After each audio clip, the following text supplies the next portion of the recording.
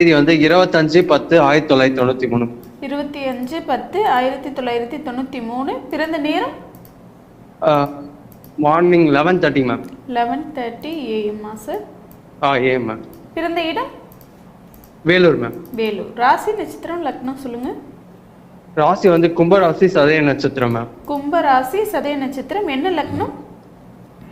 தனுசு லக்னம் மேம். தனுசு லக்னம். என்ன கேள்வி கேட்கணும் சார்?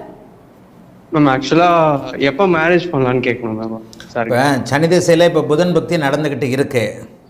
ஆமாம் சார். 2, 7, 8 பாவகங்கள் பாதிக்கப்படக்கூடாதுன்னு அடிக்கடி சொல்கிறேன். குருஜி வணக்கம் குருஜி, கிட்ட பேசுறதுல ரொம்ப சந்தோஷம் குருஜி. நல்லா இருப்பீங்க, ரொம்ப நல்லா இருப்பீங்க. ஆல்ரெடி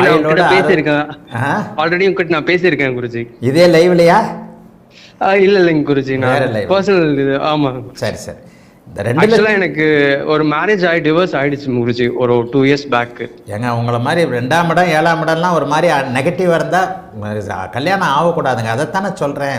அதுவும் இப்போ இந்த ஜன்மச்சனியில் ஒரு படு மன அழுத்தம் இருந்ததா 2022, 23, 24.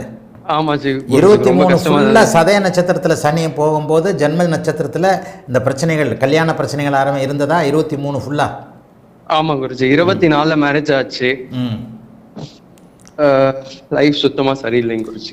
இந்த அமைப்பு இந்த பாருங்க, 7ஆம் அதிபதி செவ்வாய் சனியோடு சேர்க்க, 2ல் சனி, இந்த அமைப்புகள் நல்லாவே இருக்காது. 2வது கல்யாணம் உண்மையிலே நல்லா இருக்கும். எப்போ நடக்கும்? இப்போ சனி தசையில் சுக்கிர பக்தி 2029, இப்போ புதன் பக்தி நடக்குது. கேது பக்தி 2028 ஆரம்பிக்குது. கேது சுக்கரனுடைய வீட்டில் 6ஆம் இடத்துல இருக்கிறாரு.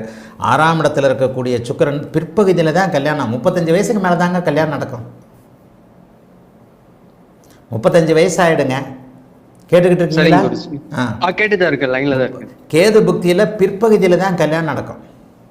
ஓ சரிங்க. கேது புக்தி 2028 ஆரம்பம். சரியாகாது. என்னங்க? Okay okay. புதன் புக்தியும் சரியா வராது. சரியா வராது. புதன் பாபத்துவங்க. ஓ சரிங்க. சந்திர அதியோகத்தில் அவர் இல்லை. நீச்ச சூரியனோட இருக்கிறாரு. செவ்வாய் சனியோடைய தொடர்புல இருக்கிறாரு. அதுக்கப்புறம் தான் குருவோட சேர்றாரு. புதன்லாம் நடக்காது. கேது தான் வந்து 11ஆம் அதிபதியோடைய வீட்டில் இருக்கிறாரு. கேதுவோட பிற்பகுதியில் தான் நடக்கும். 35 வயசுல 2028. Okay okay Guruji. முதல் பகுதி 6ஆம் பாவகமாகவும், கேது புக்தி வந்து முதல் பகுதியில் 6ஆம் இடத்தையும் பிற்பகுதியில் 11ஆம் இடத்தையும் செயல்படுத்தும் போது செய்யும். என்ன இருந்தாலும் 11ஆம் அதிபதி நீச்சமாக இருந்தாலும் பரிவர்த்தனையாக இருக்கிறனால கேது புக்தியோட பிற்பகுதியில் 2028 கல்யாணம் நடக்கும். அதுலேருந்து தான் நல்லா இருப்பீங்க. வாழ்த்துக்கள், நல்லா இருப்பீங்க. நன்றி ஐயா.